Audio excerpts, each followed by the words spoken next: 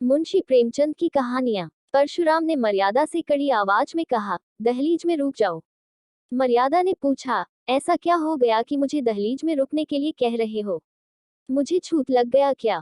तुम्हें घर के अंदर आने से पहले यह बताना होगा कि इतने दिनों से कहाँ और किसके साथ थी। अब यहाँ कैसे और किसके साथ आई हो? परशुराम ने पूछा। मर्यादा बोली, इन बातों को पूछने का बाद में समय नहीं मिलेगा क्या? परशुराम कहने लगे, नहीं, तुम्हें अभी जवाब देना होगा। हम दोनों साथ में ही नदी से बाहर निकले थे। तुम मेरे पीछे चल रही थी, लेकिन अचानक कहाँ चली गई थी? दुखी आवाज में मर्यादा बोलने लगी, आपने देखा नहीं था कि वहां अचानक नागापंथ के साधुओं का हुजूम आ गया था। सारे लोग इधर उधर दौड़ रहे थे। तभी मुझे धक्का लगा और मैं न जाने किस दिशा में चली गई। जैसे ही थोड़ी भीड़ कम होने लगी, मैंने आपको खूब पुकारा। उद्धरण चिन्ह। अच्छा, तब क्या हुआ? परशुराम ने पूछा। आप कहीं भी नहीं दिखे, तो मैं रोने लग गई। संध्या तक वहीं बैठी। फिर एक लड़के ने आकर मुझसे पूछा कि तुम खो गई हो। मैंने जैसे ही हाँ कहा, तो उसने मुझसे घर का पता और पति का नाम पूछकर एक डायरी में लिख लिया। फिर मुझे कहा कि तुम्हें घर तक हम पहुंचा देंगे, बस तुम अभी मेरे साथ चलो। मेरे पास कोई रास्ता भी नहीं था, तो मैं उसके साथ चल दी।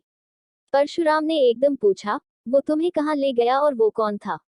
मर्यादा बोली, वो एक समिति का सेवक था, जो मुझे अपने कार्यालय लेकर गया था। वहां उनका अध्यक्ष और कई सारे स्वयं सेवक थे। उन्होंने मेरा पता एक रजिस्टर में लिखा और एक घर में भेज दिया, जहां खोई हुई कई सारी महिलाएं थीं। परशुराम ने सवाल किया, तुमने उस अध्यक्ष से तभी क्यों नहीं कहा कि मुझे घर भेज दीजिए? मर्यादा ने कहा, मैंने कई बार उनसे मुझे घर पहुंचाने के लिए कहा, लेकिन वो बार बार यही कहते थे कि मेला खत्म होने के बाद वो सारी महिलाओं को एक साथ ही घर भेजने की व्यवस्था करेंगे। इसकी वजह पैसे और लोगों की कमी थी। मैंने उन्हें कहा कि मेरे गहने ले लीजिए और घर पहुंचा दीजिए। इन गहनों के अलावा भी मैं और ज्यादा पैसे दे सकती हूँ। बस मुझे मेरे पति के पास तक पहुंचा दो। लेकिन उन्होंने मेरी एक न सुनी और मुझे भी अन्य स्त्रियों के बारे में जब पता चला तो थोड़ा राहत मिल गई थी। परशुराम बोले, ठीक है, लेकिन तुमने मुझे तार क्यों नहीं लिखवाया? मर्यादा ने बताया कि मैं पूरी रात उन महिलाओं के साथ उसी कमरे में थी।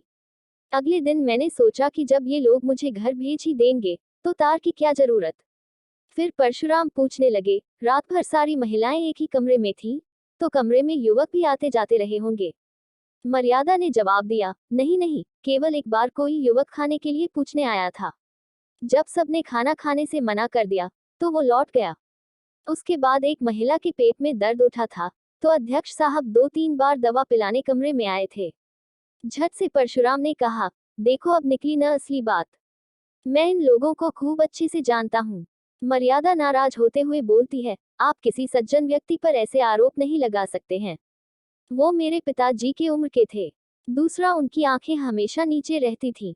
परशुराम बोले, हाँ, वहां के सारे आदमी देवता थे। तुम ये बताओ कि अगले दिन क्या हुआ? मर्यादा ने कहा, अगले दिन भी मैं वहीं रही। दिन के समय एक स्वयंसेवक हम सभी महिलाओं को कई पवित्र स्थल लेकर गए। लौटकर सबने खाना खाया। परशुराम ने पूछा, तुम वहां महिलाओं के साथ आनंद लेती रही? मेला तो अगले दिन ही खत्म हो गया होगा ना? खाना खाने के बाद तो गाना बजाना भी हुआ होगा। मर्यादा ने बताया, नहीं, गाना बजाना तो नहीं हुआ, लेकिन सारी महिलाएं अपने दुख के बारे में बात करती रहीं। शाम को मेला उठा, तो उसके बाद 2 सेवक सारी महिलाओं को स्टेशन लेकर गए। परशुराम बोले, तुम तो यहाँ 7वें दिन आए हो और वो भी अकेली ही। मर्यादा बोली, हाँ, स्टेशन में कुछ दुर्घटना हो गई थी, जिस वजह से देरी हो गई। परशुराम ने कहा, क्या हुआ था? मर्यादा ने बताया कि जैसे ही वो सेवक टिकट लेने गया, तो एक आदमी ने कहा कि गोपीनाथ धर्मशाला में एक इंसान ठहरा हुआ है, जिसकी पत्नी खो गई है। उसने जैसा हुलिया बताया वो मुझसे मिलता था। उस आदमी ने मुझे देखकर कहा कि आप उनकी पत्नी जैसी लग रही हैं। मैंने उससे पूछा कि क्या तुम बाबूजी को पहचानते हो? उसने जवाब दिया, मैं उनको नहीं जानता, तो आपको क्यों खोजता? आपका बच्चा काफी रो रहा है। तब सारी औरतों ने कहा कि चली जाओ, तुम्हारे पति परेशान हो रहे होंगे। उन स्वयं सेवकों ने उस व्यक्ति से 2-3 बातें पूछकर मुझे उसके साथ भेज दिया। दिल खुश था कि अब अपने परिवार से मिलूंगी, लेकिन मेरा भाग्य ऐसा कि मैं किसी गलत इंसान के हाथ पड़ गई। परशुराम ने हैरान होकर पूछा कि आखिर कौन था वो, जिसके साथ तुम चली गई? मर्यादा ने कहा कि मुझे लगा कि वो कोई दलाल ही रहा होगा। परशुराम ने सवाल किया कि तुमको इतना होश नहीं हुआ कि उसे कह दूं कि बाबूजी को यही भेज दो।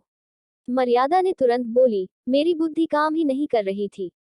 अब तुम फिजूल की बातें मत करो और यह बताओ कि वो आदमी तुम्हें कहाँ ले गया। परशुराम बोले, मर्यादा, मुझे लज्जा आती है, क्या बताऊं आपको। परशुराम, तुम्हें तो यहाँ आने पर और भी लज्जा आनी चाहिए। मर्यादा बोलने लगी, देखिए, मुझे किसी ने छुआ तक नहीं है, भगवान की कसम खाकर कहती हूँ। परशुराम ने पूछा कि क्या तुम उसका चेहरा कैसा था बता सकती हो। मर्यादा ने बताया, वो छोटे कद का गहरे रंग का आदमी था, लंबा सा कुर्ता पहना हुआ और गले में ताबीज भी थी।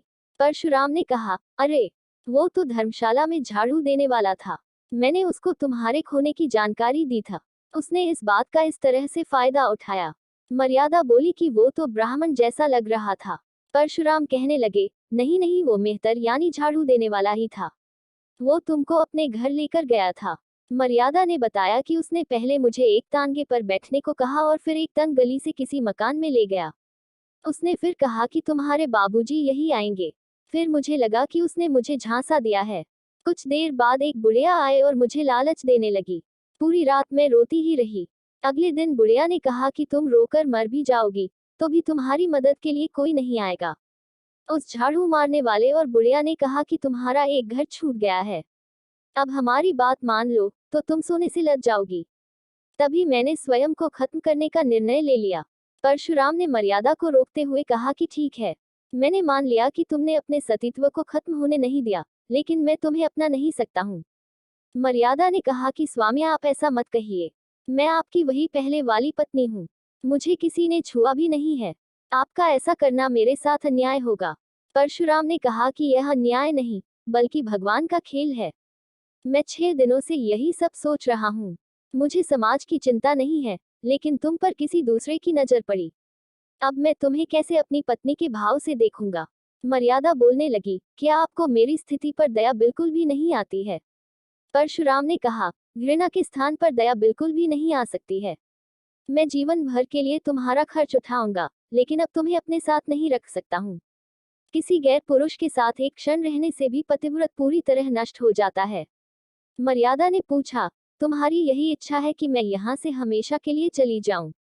परशुराम ने कहा कि हाँ, मेरी अंतिम इच्छा यही है। मर्यादा बोली, ठीक है फिर, लेकिन क्या तुम मुझे वासुदेव को अपने संग ले जाने दोगे। परशुराम बोल पड़े, बिल्कुल नहीं, वो मेरा बेटा है। मर्यादा ने पूछा, क्या मैं उसे आखिरी बार देख सकती हूँ, अपने बेटे को प्यार कर सकती हूँ। परशुराम ने जवाब दिया, मेरा मन तो नहीं है, लेकिन तुम्हें मन हो तो दूर ही से देख लो। मर्यादा ने कहा, ठीक है, अब जाने दो, सोच लूंगी कि मेरा कोई बेटा ही नहीं था और मैं विधवा हूँ। आज से भाग्य मुझे जहाँ ले जाएगा मैं वही जाऊंगी। कहानी से सीख, विपरीत परिस्थिति में किसी भी गैर पर यूं ही भरोसा नहीं कर लेना चाहिए। अपनी आंख और कान के साथ ही बुद्धि का भी उपयोग करना चाहिए।